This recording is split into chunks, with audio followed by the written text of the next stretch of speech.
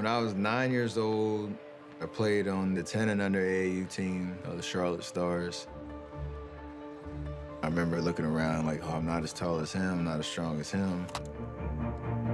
I was the undersized, scrawny kid that was just trying to figure out how to make it at whatever level I was playing.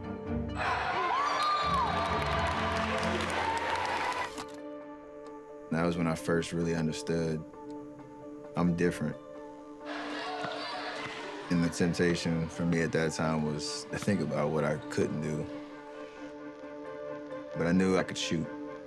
That was part of what I brought to the team. Stephen! Good job, good job! Stephen!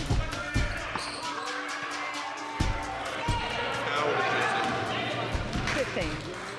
Yeah, the genesis for this documentary kind of came as out of a moment of reflection of thinking, the 15-year kind of milestone since our tournament run at Davidson back in 2008.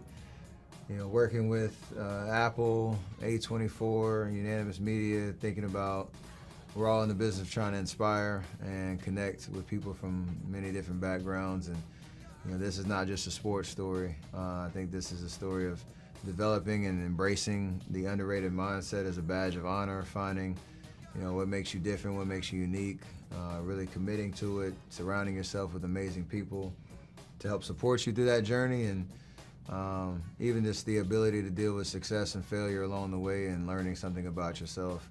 It's all been very authentic to my journey, and it was a great time to kind of open up the veil and for me to share a little bit about what makes me who I am, and hopefully will inspire a lot of people. Oh man, I mean, I'm a Warriors fan through and through. So everything about Steph's story, I'm in on personally. My wife Zenzi's from Oakland as well, a big Warriors fan. As I mentioned, Pete Nix, lives in Oakland, been there for a couple of decades, big Warriors fan as well. So we all in on Steph. We love him. We love his story.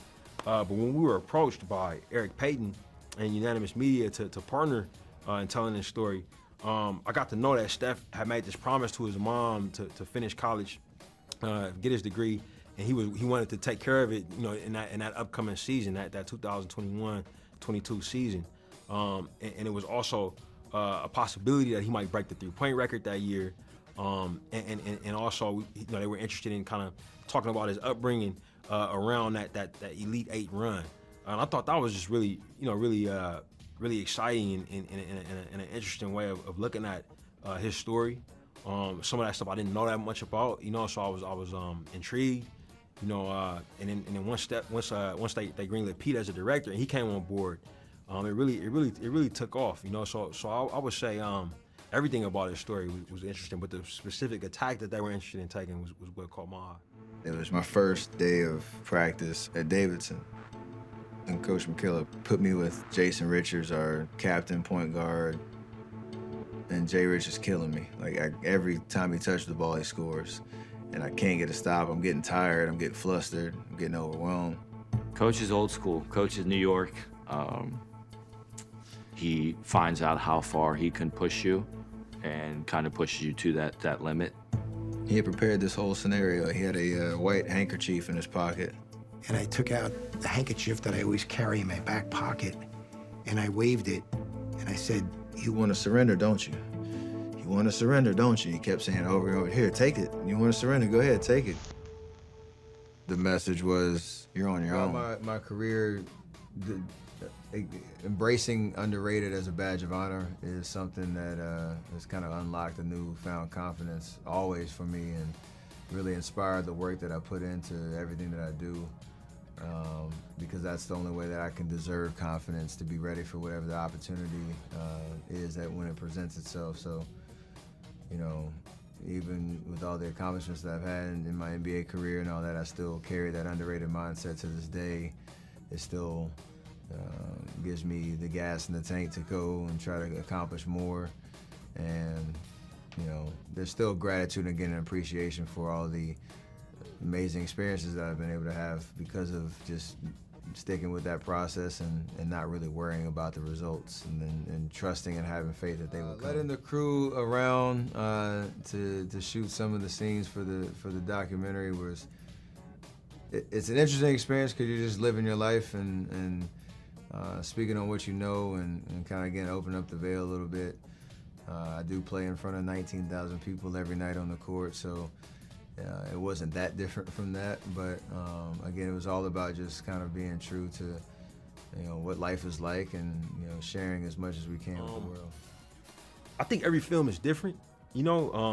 This documentary had its own specific challenges, and predominantly around access.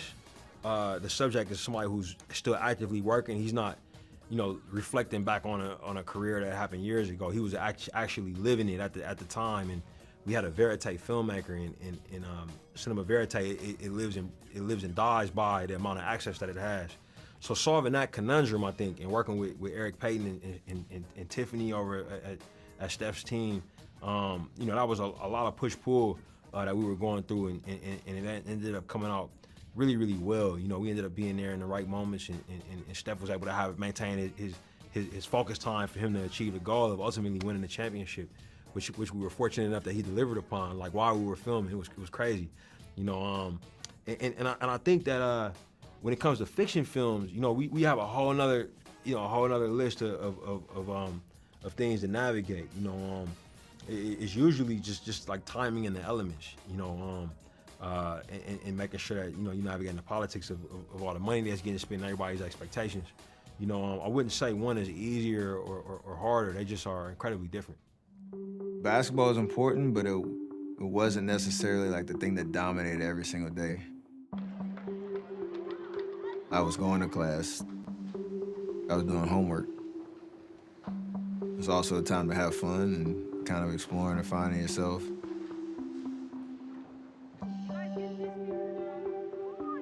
My freshman year, I had an opportunity to kind of have a normal college experience.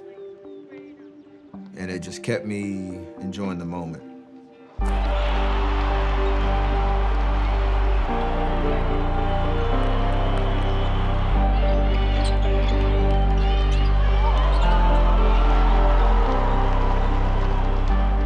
On the court, our team was playing well. It surprised people that we were winning games. And slowly the hype started to build at Davidson. Steph was really open in terms of the archival and exposing that stuff. We were able to get incredible things like like video cell phone footage of the basketball games from the Davidson stands during that run, and childhood photography and videography of Steph at home and playing basketball. Where you can hear his mom screaming and what she was saying. It's pretty fantastic what we were able to get access to, and I'm excited for audience to see. I hope audiences are inspired by, again, understanding that we're all made different and unique, that we're all here for a reason.